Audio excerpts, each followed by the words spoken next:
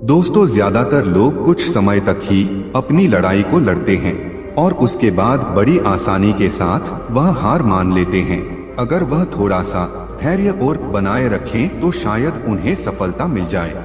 दोस्तों, आज की कहानी भी कुछ ऐसी ही है जिसमें आपको बहुत कुछ सीखने को मिलेगा, इसलिए कहानी को अंत तक जरूर सुने। एक बार गौतम बुद्ध अपने कुछ शिष्यों के साथ एक नगर में प्रवचन देने के लिए गए थे। उस नगर में गौतम बुद्ध के चाहने वालों से ज्यादा लोग गौतम बुद्ध के विरोधी थे। नगर में एक बहुत बड़े प्रवचन सभा का आयोजन किया गया।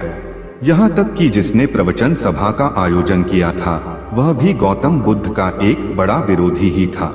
सभा का आयोजन राजा के महल में हुआ था, इसलिए उस राज्य के सभी मुख्य लोग भी उस सभा में उपस्थित हुए थे। गौतम बुद्ध सभा में जाने से पहले ही जानते थे कि सभा में उनके विरुद्ध कोई न कोई षड्यंत्र जरूर रचा जाएगा। सभा में जाने से पहले बुद्ध का प्रिय शिष्य आनंद बुद्ध से कहता है, बुद्ध, आपको वहां नहीं जाना चाहिए क्योंकि वहां के लोग आपके साथ दुर्व्यवहार करेंगे। न जाने उन लोगों ने आपके विरुद्ध कैसा षड्यंत्र रचा होगा। लेकिन बुद्ध अपनी करुणा के चलते वहां जाने से खुद को मना नहीं कर पाते हैं। फिर सभा की शुरुआत होती है। बुद्ध से ईर्ष्या करने वाले लोग बुद्ध से ऐसे प्रश्न पूछते हैं जिसका उत्तर देना बहुत ही मुश्किल होता है, परंतु बुद्ध सभी प्रश्नों के उत्तर बड़ी ही सरलता के साथ देते हैं। सभा में उपस्थित सभी लोग जब अपने प्रश्न पूछ लेते हैं और उन्हें उनके उचित उत्तर मिल जाते हैं, तभी अचानक वहां एक स्त्री आती है। स्त्री बुद्ध से कहती है, आप ध्यान की बातें करते हैं, ज्ञान की भी बातें करते हैं, आप सत्य के मार्ग पर चलने की बातें करते हैं और आप लोगों को सत्य के मार्ग पर चलाने की जिम्मेदारी भी लेते हैं, लेकिन आपके भीतर थोड़ी सी भी दया नहीं है। आपको मुझ अबला की कोई चिंता नहीं है जिसे आपने गर्भवती बनाकर मुझे छोड़ दिया है। आपको मेरे पेट में पल रहे बच्चे की कोई चिंता नहीं है। उस स्त्री की बात को सुनकर सभा के सभी लोग अचंभित हो जाते हैं। सभी लोग एक दूसरे से बातें करने लगते हैं।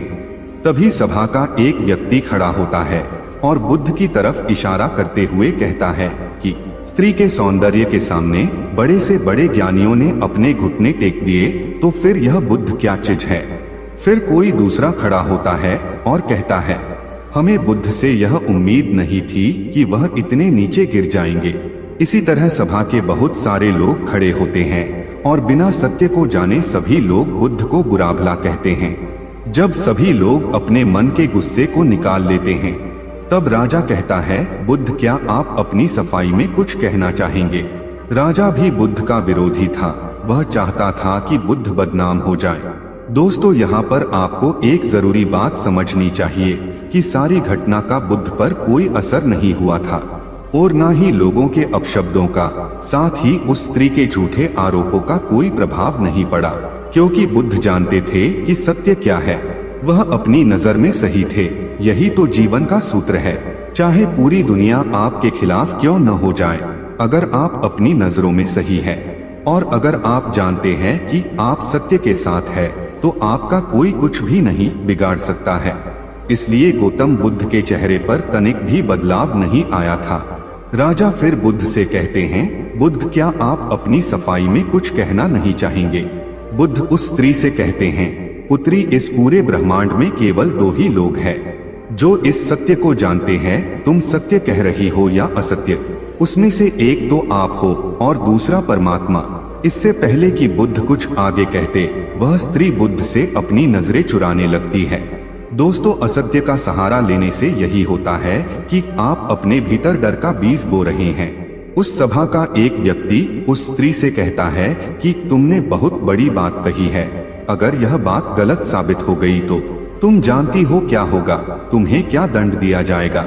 उस व्यक्ति की बात को सुनकर उस स्त्री के हाथ पैर कांपने लगते हैं और वहां से वह तेजी के साथ भागने लगती है।